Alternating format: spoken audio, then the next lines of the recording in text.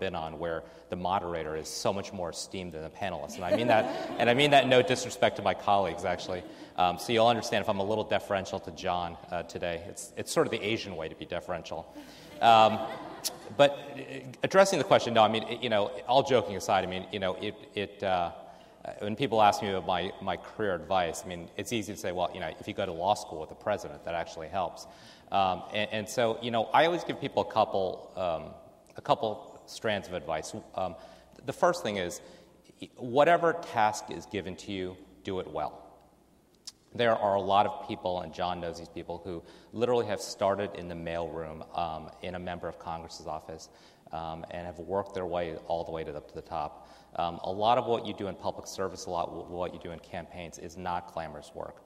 But you need to pay your dues. You need to show the work ethic. You need to show the discipline. The second piece of advice I give to people is when you get to a fork in the road in your career, take one of the forks. Far too many people sit there and agonize about what is this going to mean for my career? Is this really an upward movement? Is this not an upward movement? And as John said, public service and careers in public service are not straight upward trajectories. It's kind of a zigzag back and forth. And I remember when I left a law firm and took a 40% pay cut to go to government, I at the same time was applying for a mortgage to buy a house.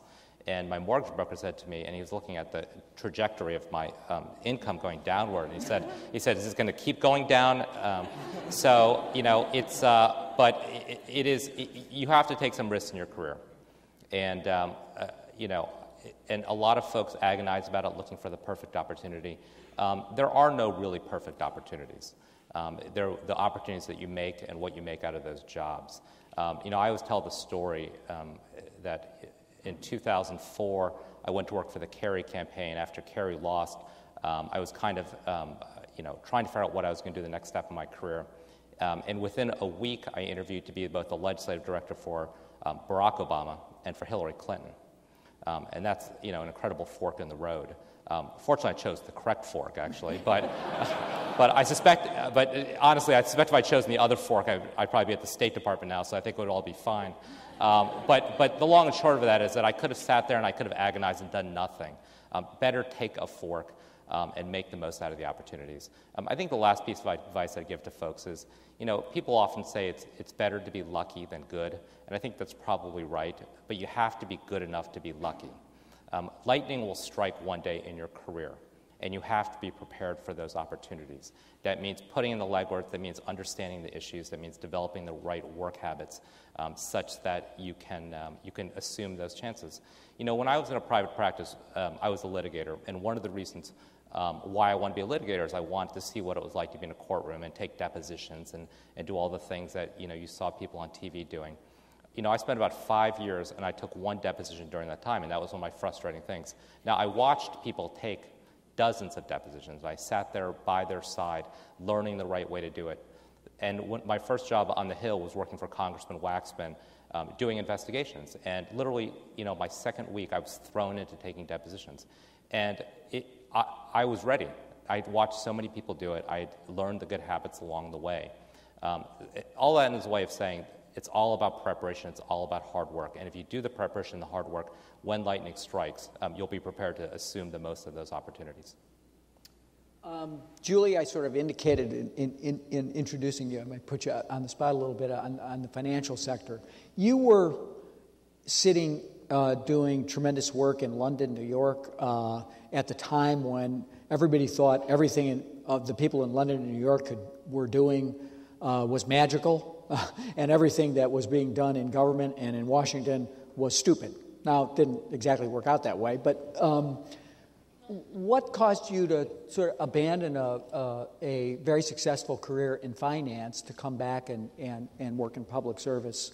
And what's the difference in the culture between your work in finance and now your work on Capitol Hill? I was going to say that it seems like the one common theme among this panel is major pay cuts in people's salaries. I would love to take a piece of paper and compare to see who took the biggest haircut when they left their private sector jobs. That is definitely something that people need to be prepared for when they leave a position that has tremendous promise, not only financially, but also professionally in terms of career growth and skills development to come to the public sector. When I first was approached about this panel, I saw that Karen Narasaki was speaking here, and I thought, okay, if Karen's going to be on the panel, I can discuss my development in political issues from the student activism days that I was very much involved with as a college student, because she was one of the leaders against the Prop 209 initiative in California, and I was one of the student activist organizers in California to defeat that initiative. But then I thought, well, maybe that's not going far enough, and then I thought, well, maybe they'll invite Cal Penn to speak on this panel, because he and I went to a high school together that was focused on international studies, and that was very important in developing my political theory and political philosophy that shapes my thinking today. And then I thought, well, that's not going back far enough either. And ultimately, I think that when you come to these decisions in your life about what to do, and I thought Chris described it very eloquently, you need to be able to make a choice. And what prepares you to make these choices with confidence is knowing who you are. And I think to make sacrifices, the sacrifices that are necessary to serve in the public arena, you need to understand what your political values are. And for me, those values were shaped very early on.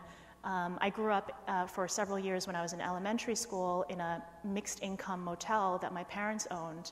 And it was a very diverse collection of families. And through that experience, I was exposed to economic injustice at a very early age. And I remember leafleting in elementary school for presidential candidates, just door by door with my own handmade crayon signs, and just feeling very innately how effective grassroots and civic participation could be in changing the direction of one's future.